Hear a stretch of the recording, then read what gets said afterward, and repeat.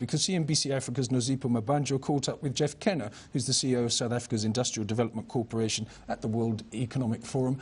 And the chat was about infrastructure. Here it is.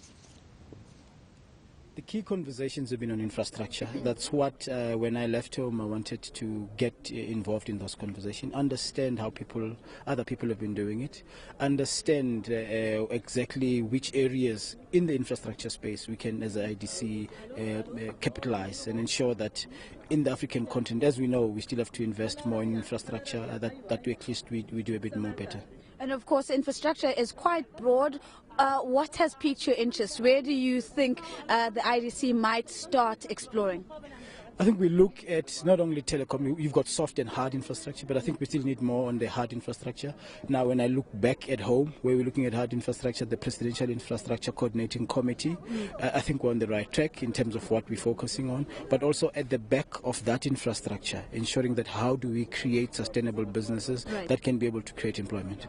How do we open up the space beyond big business? Because infrastructure in South Africa in particular has been a big business playground. How do we get the small and medium-sized enterprises to become active participants in the space? I think that's the role where the institutions like the IDC come in. Because we've coordinated the infrastructure, we know what the requirements are. I think it is important right at an early stage. I think there's a lot of planning that has happened in terms of the strategic infrastructure project coordinating committees.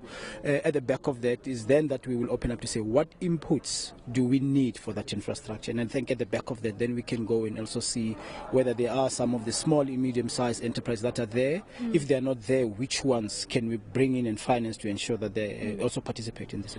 Of course, you've made headlines. The IDC has made headlines in the recent week about the potential of maybe selling some of its listed assets as a way of funding Eskom. Your response to that? We're a development finance institutions. I think we can help Eskom in a different way. We can help Eskom in some of the projects that they do, and I think that's the best way we'll do that. We can also help Eskom in ensuring that in terms of what they need as supplies, at the back of that, we create sustainable industries. That's the approach we're going to take. I mean, we've been talking to Eskom for a while, and not only IDC and a number of other players as well, to ensure that how do we coordinate ourselves so that we come up with some of those projects. Because it is important that Eskom continues to supply power, because we invest into the economy, and it is important that some of our companies do indeed do that. I don't think selling our assets will necessarily solve that. It's how you do it. That's the most. Yeah.